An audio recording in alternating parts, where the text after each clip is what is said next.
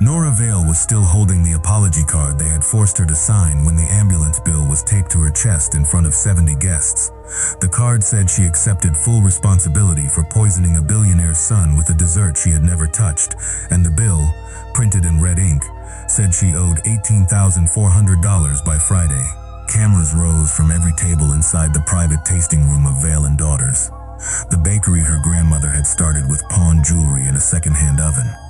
While Nora stood near the kitchen doors in a flour-dusted black dress that pulled tight around her 120-kilogram body.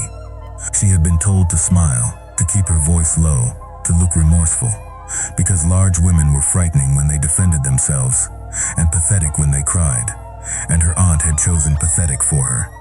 The young man who had collapsed was already sitting upright near the service hallway, pale but breathing, his silk tie loosened, his mother sobbing loudly enough for the influencers to record. No one mentioned that the dessert on his plate had not come from Nora's station. No one mentioned that the silver tray had disappeared for 11 minutes before service. No one mentioned that her cousin Elise, thin, radiant, and trained by years of family dinners to injure people softly, had been the last person seen carrying the plates.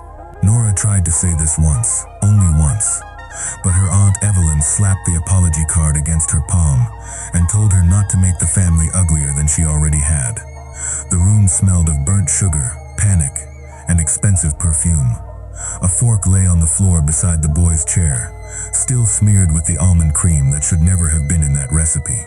Nora knew because she had spent 6 months building the dessert for allergy-safe service, using roasted sunflower praline instead of nuts, testing it with a lab kit she bought after midnight with her own money. The kit was in her locker. The original batch was in the walk-in refrigerator. Her handwritten prep sheet was clipped beside the mixer. Evidence existed within 20 steps of where she stood, but every person with the power to ask for it had already decided that Nora was easier to sacrifice than Elise, easier than losing the investors, easier than admitting Vale and Daughters had been selling Nora's recipes under another woman's face for nearly a decade. Evelyn faced the room with the broken dignity of a woman performing grief for donors. She said Nora had been difficult lately, emotional lately, careless lately, and the words landed because people loved a story where a big woman's hunger explained every flaw. Nora watched a lifestyle reporter lower her phone just enough to whisper something to the man beside her. She watched Elise cover her mouth with one manicured hand, hiding the same small, satisfied curve Nora had seen since childhood, whenever something precious was taken from her and renamed as Elise's. Then Evelyn turned, placed the bakery keys on the floor instead of in Nora's hand, and told her she was no longer family staff, no longer welcome in the kitchen, and no longer allowed to use any recipe developed under the Vale name. Nora could have screamed. She could have dragged everyone into the walk-in and shown them the untouched original trays. Instead, her eyes found her grandmother's old copper whisk hanging above the pastry counter, the one object Evelyn had never used because it was dented and ugly and too honest for the renovated bakery. Nora walked toward it, removed it from the hook, and felt the room tighten as if she had picked up a weapon. It was not worth money, but it was hers. Her grandmother had placed it in Nora's hand when she was 14 and told her good pastry was not sweetness. It was memory behaving itself under heat. Evelyn ordered her to put it back. Nora did not. Elise stepped forward, smiling too gently, and said no investor wanted a bitter baker with flour under her nails and anger on her face. That was when the private elevator opened behind the tasting room, even though the elevator had been locked for the investor tour, and no one from the bakery had called it. A man in a charcoal suit stepped out first, broad-shouldered, clean-shaven, around 40, with the stillness of someone who never needed to hurry because other people moved before he asked. Behind him came 2 men in darker suits, and one older woman carrying a leather folder. The investors stopped whispering. Evelyn's mouth changed shape before she found a smile. Everyone in Manhattan hospitality knew Dominic Ravel by reputation, though polite articles called him a restaurant king, and less polite ones called him the last civilized mafia boss in New York. He owned hotel kitchens, ports, nightclubs, private security companies, and enough secrets to make powerful men pronounce his name carefully. Dominic did not look at Evelyn. He did not look at Elise. He looked directly at Nora, at the copper whisk in her hand. at the red ambulance bill taped across her chest, and finally, at the apology card crushed between her fingers. His gaze did not slide over her body with amusement or pity. It measured the room around her, the distance between her and the exit, the people enjoying her humiliation, the camera phones still raised like little knives. Then he walked past the investors, past the collapsed heir and his sobbing mother, and stopped close enough for Nora to see rainwater darkening the shoulders of his coat. In a voice too quiet for the performance the room had been staging, he asked why the only dessert worth remembering in this building had been served by cowards. Evelyn laughed once, too sharply, and said there had been an unfortunate incident, a terrible mistake by a former employee. But Dominic lifted one hand, and the apology died in her throat. The older woman opened the folder and removed a receipt from a private hospital gala 3 weeks earlier, a thank you card written by a surgeon, and a photograph of a lemon blackberry tart Nora recognized so fast her knees weakened. She had created it after her grandmother's funeral and hidden the recipe in a notebook Elise later claimed had been lost. Dominic placed the photograph on the nearest table and said he had spent 9 days searching for the woman who made grief taste clean instead of sweet. And every paid liar he questioned had pointed toward Elise, until one dishwasher finally said the truth after Dominic paid his mother's rent. Nora heard Elise inhale behind her. Evelyn's smile cracked only at the edge, but that was enough. Dominic turned the photograph toward Nora and asked whether the tart was hers. The sensible answer would have been careful, because men like him did not enter rooms by accident and did not offer rescue without cost. But Nora was tired of being sensible for people who robbed her politely. She said yes. The room shifted around that single word. Dominic nodded, as if a locked door had opened exactly where he expected it, then told the older woman to begin recording witness names, phone footage, kitchen access logs, and every copy of the apology card. Evelyn stepped forward, furious now, and threatened legal action for trespass.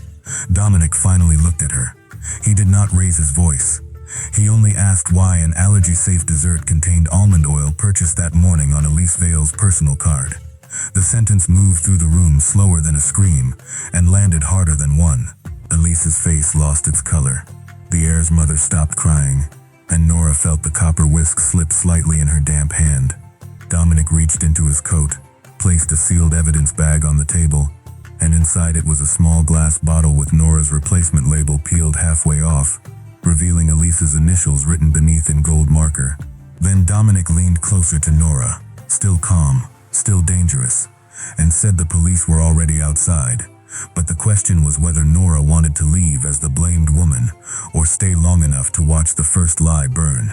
Nora looked at the sealed bottle, then at the glass wall, where her own reflection stood wider, paler, and steadier than she expected, with the ambulance bill still taped to her chest like a public price tag. For a moment, every year she had swallowed an insult inside that bakery pressed against her ribs. The birthday cakes Elise posed beside, the magazine interviews Evelyn corrected before Nora could speak, the staff meals Nora ate standing near the dish sink because the front tables were for prettier stories. She wanted to rip the bill away, but instead she left it there and asked Dominic Ravel to play the kitchen footage before anyone touched another tray. The request surprised even him. His eyes moved once toward the security camera above the pastry hall, and the first trace of approval appeared in his face. Not warmth exactly, but recognition. Evelyn tried to block the office door, insisting all recordings belonged to the company, but the older woman with Dominic had already introduced herself as Nora Vale, a former federal prosecutor who now handled problems that rich families thought money could bury. Mara did not threaten. She requested preservation of evidence, named the relevant statutes, and spoke in a tone so plain that the investors began stepping away from Evelyn as if distance itself could protect them. The bakery manager fumbled with the security system, while Elise kept repeating that her card had been stolen, then borrowed, then probably cloned, each version weaker than the last. Nora watched the screen flicker from black to gray, and when the timestamp appeared at 9:17 that morning, her throat tightened because the camera angle showed the service corridor, her station, and the walk-in door. The footage did not show everything, but it showed enough to make silence expensive. Elise entered the kitchen carrying her phone against her chest. waited until Nora bent into the walk-in, then removed 3 plated desserts from the allergy-safe tray and replaced them with nearly identical ones from a pastry box hidden beneath the prep table. She moved quickly, practiced, not like someone improvising a prank, but like someone performing a task she had rehearsed. The heir's mother made a sound and sat down hard. Richard Hale, the investor whose son had supposedly been poisoned, rose so fast his chair scraped across the floor. His face was no longer frightened. It was calculating.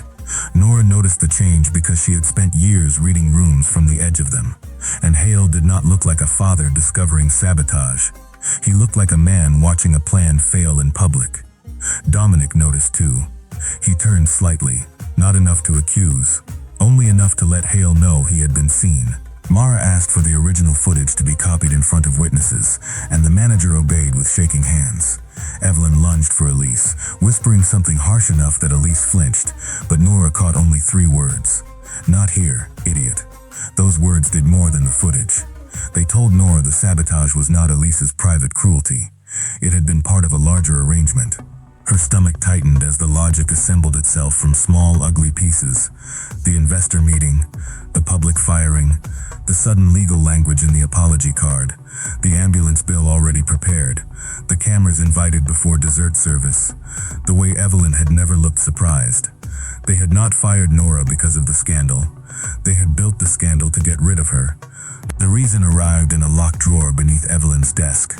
Mara found it after the assistant manager, terrified and sweating through his shirt, admitted he had been ordered to hide all recipe binders after Nora left. Inside the drawer were 3 contracts, each marked with Hale Hospitality Group's letterhead. The first offered to buy Vale and Daughters after a reputational incident forced restructuring. The second transferred all legacy recipes, including any developed by current or former staff, into a new corporate entity controlled by Evelyn and Elise. The third had a blank signature line for Nora Vale, along with a scanned copy of her driver's license and a forged consent page claiming she had agreed to surrender creative rights in exchange for severance. The signature was close, but not close enough. Nora's real signature curled sharply beneath the V because her grandmother had taught her to sign like a fishhook. Hale tried to leave then, and Dominic's men did not touch him, which somehow made the restraint feel more dangerous. They simply stood near the elevator until the private security officers from Dominic's building arrived with 2 uniformed police detectives. Hale began speaking about misunderstanding, family disputes, civil matters, anything that could turn fraud into paperwork, but Nora picked up the forged page and walked toward him before anyone could stop her. She asked why he needed her gone before buying the bakery. Hale looked at her body first, an old habit of men who believed insult could enter a room before language, then told her she had no idea what companies did to survive. Nora held the page higher and said companies did not forge signatures unless something belonged to the person they wanted erased. For the first time that day, Hale looked afraid of her. Not afraid of Dominic, not afraid of Mara, but afraid that the woman he had priced as disposable had understood the shape of the crime before his lawyers could soften it. The detectives took the contracts. They took the bottle. They took statements from the heir, who admitted quietly that his reaction had been exaggerated for leverage after his mother gave him medication she said would make him look sick without danger. That confession broke the room in a different way. The mother started shouting about settlements and reputations. Evelyn started blaming Elise. Elise started crying hard enough to ruin her makeup, but not hard enough to name the person who had promised her a branded pastry empire if Nora disappeared. Nora should have felt victorious, yet her hands would not stop trembling. Justice had entered the room too quickly, with too many sharp edges, and part of her still expected someone to turn it back on her. Dominic saw the tremor and removed his coat, placing it over the back of a chair near her instead of over her shoulders, giving her the choice without making a scene. The gesture steadied her more than comfort would have. She sat, breathing through the smell of rain in the wool, while Mara explained that Nora had enough evidence to pursue criminal complaints, civil damages, ownership claims, and emergency injunctions against any sale of the bakery assets. Evelyn heard the word ownership and turned on Nora with a hatred finally stripped of theater, saying the bakery would never belong to a woman customers. only tolerated because she stayed hidden in the kitchen. Nora did not answer immediately. She looked past Evelyn to the copper whisk lying on the tasting table beside the evidence bag, then to the old tile beneath the renovated flooring near the oven, where a corner had cracked years ago and exposed the original blue ceramic her grandmother chose. Something had been underneath the shine all along. Nora asked Mara to pull the original incorporation records, not tomorrow, not next week, but now. Evelyn's expression changed so quickly that Dominic stepped closer to the desk. Mara made one call, then another. 15 minutes later, a scanned document arrived from the county archive, grainy but readable, showing that Vale and daughters had not been left solely to Evelyn after the grandmother's death. 51% had been placed in trust for Nora on her 35th birthday, which was 4 days away. The room did not explode, it compressed. Evelyn gripped the desk until her knuckles blanched, and Elise stopped crying as if someone had cut the string. Nora stared at the document, unable to make sense of the date, the trust number, the old notary stamp, her grandmother's careful signature. Dominic read it once and said nothing, but his jaw tightened with the controlled anger of a man who understood exactly how long this theft had been planned. Evelyn whispered that Nora was never supposed to find that file. It was barely audible, meant for herself, but Mara's recorder caught every word. Then the bakery phone rang behind the counter, shrill and ordinary in the wreckage, and the assistant manager answered before anyone could think to stop him. His face changed as he listened. Then he looked at Nora and said the fire department was at her apartment because someone had reported smoke coming from inside. Nora moved before fear could make her useless, grabbing her phone from the tasting table and calling the neighbor who lived across from her on the 4th floor, a retired bus driver named Mrs. Alvarez who watered hallway plants and heard everything through thin walls. The first call failed. The second rang until voicemail. By the third, Dominic had already given orders to his driver. Mara was demanding the fire incident number, and one of the detectives was telling dispatch to check whether the smoke report had been anonymous. Nora did not ask permission to leave the bakery. She walked out through the same tasting room where strangers had filmed her humiliation less than an hour earlier, still wearing the red bill on her chest, still carrying the copper whisk, while camera phones lowered this time not from pity, but from shame. The ride to her apartment took 14 minutes and felt longer than the 10 years she had lost. Rain dragged silver lines across the windows. Dominic sat beside her without filling the silence, his phone lighting again and again with messages he answered in clipped phrases.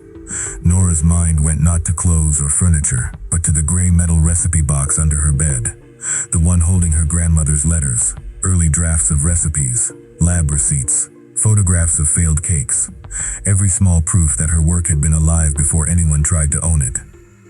If the apartment burned, the legal case would survive, but something older would not. She pressed the whisk handle into her palm until the dented copper edge hurt. Dominic noticed and finally spoke, telling her evidence could be replaced, but she could not. Nora looked at him and said some evidence had a heartbeat. Fire trucks crowded the block when they arrived, though there were no flames licking from windows, only a chemical smoke smell leaking into the wet street. Mrs. Alvarez stood on the sidewalk wrapped in a purple robe, coughing but alive, and Nora nearly folded when the older woman grabbed her face with both hands and said a man in a delivery jacket had entered Nora's apartment with a bakery box 20 minutes before the alarm. He had told the super it was a special order. Mrs. Alvarez had smelled something sharp, like melted plastic and almonds, and pulled the hallway alarm before the smoke thickened. The firefighters found a small incendiary device inside the box, placed on Nora's bed, directly beside the gray metal recipe case someone had dragged halfway from beneath it. Dominic's expression turned so cold that even the detective beside him chose his words carefully. This was no longer a family business dispute, no longer defamation, no longer forged contracts hiding beneath polished counters. Someone had tried to destroy evidence in a way that could have killed an old woman, 3 children on the 5th floor, and Nora if she had gone home after being fired instead of being pulled into Dominic's orbit. The super provided lobby footage. The delivery man's cap hid most of his face, but not the tattoo behind his ear. A small black anchor Nora had seen that morning on the wrist of Hale's private driver when he reached for a coffee near the tasting room. She said it aloud before doubt could shrink her voice, and Dominic's driver sent the image to Mara. By midnight, the city had started rearranging itself around the truth. Hale's driver was stopped at the Holland Tunnel with cash, a passport, and one of Elise's burner phones hidden inside a gym bag. Elise, who had insisted she knew nothing about the apartment, had texted the driver Nora's address 12 minutes after the security footage played.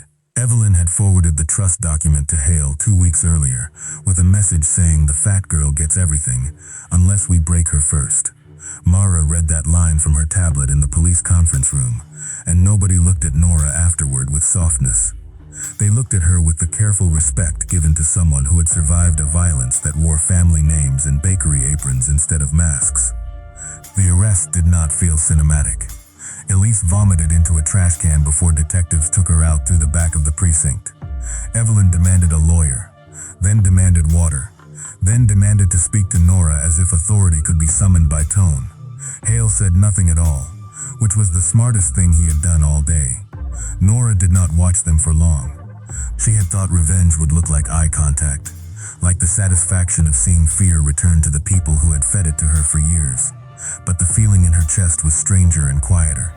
Her grandmother's recipe case sat on the table in front of her, smoke-stained but intact, and inside the top envelope was a letter Nora had never opened because Evelyn had told her it contained tax forms.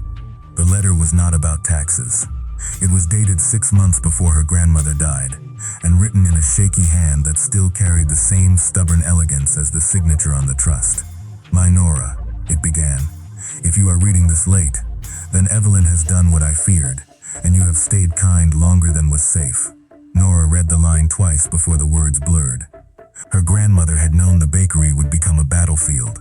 She had known Nora might be used, hidden, flattered only when useful, and shamed when inconvenient. The letter did not call her perfect. It said she gave too many chances to people who mistook mercy for permission, and that her gift would feed strangers beautifully, but destroy her if she kept serving it to thieves. Dominic remained near the doorway while she read, close enough to help if asked, far enough not to claim the moment. That restraint became the first thing Nora trusted, without needing to explain why. At dawn, Mara filed the emergency injunction. By noon, the sale to Hale Hospitality was frozen. By evening, the trust was recognized, the bakery accounts were locked, and every major outlet that had filmed Nora's humiliation was now broadcasting the sabotage, the forged contracts, and the attempted arson with the same appetite they had brought to her disgrace. Nora did not give an interview that day. She went back to Vale and Daughters after the police cleared the building, removed every photograph of Elise from the front wall, and reopened the kitchen with 3 employees who had signed truthful statements before anyone promised them protection. 4 days later, on Nora's 35th birthday, the bakery legally became hers. She did not rename it immediately, though advisors told her a clean brand would be easier. She kept Vale and Daughters because her grandmother's name was not the part that needed erasing. The first dessert she made as owner was not the famous tart Dominic had tasted, or the allergy-safe cake that exposed Elise. It was a plain honey custard in small ceramic cups, the kind her grandmother used to make when money was tight, and dignity had to be practiced at the table anyway. Nora served it free to the neighborhood after closing, standing at the counter in an apron that fit properly, because she had ordered it herself, watching people taste something simple and real, without anyone else stepping in front of her to translate its worth. Weeks later, when Hale's company collapsed under investigations and Evelyn's lawyers began discussing plea terms, Nora finally agreed to speak at a hospitality ethics forum Mara had arranged. She did not dress smaller for the cameras. She wore deep green, pinned her grandmother's recipe tee to her collar, and spoke without forgiving anyone for the comfort of strangers. She said talent did not need to be thin, charming, obedient, or easy to market before it deserved protection. She said family businesses could be beautiful, but blood was not a license to steal. She said the first person who had to stop treating Nora Vale as replaceable was Nora Vale. The applause that followed was not wild, but it lasted long enough for her to place both hands on the podium and breathe. Dominic waited outside afterward, beside a black car shining with rain. He did not congratulate her like a sponsor admiring a successful investment, and he did not touch her as though rescue had earned him access. He handed her a paper bag from a street vendor because she had missed lunch, and inside was coffee, a warm pretzel, and a folded napkin on which he had written one sentence in neat black ink. "I would like to know what you build when no one is stealing from you." Nora laughed for the first time without checking whether the sound made her too loud or too much.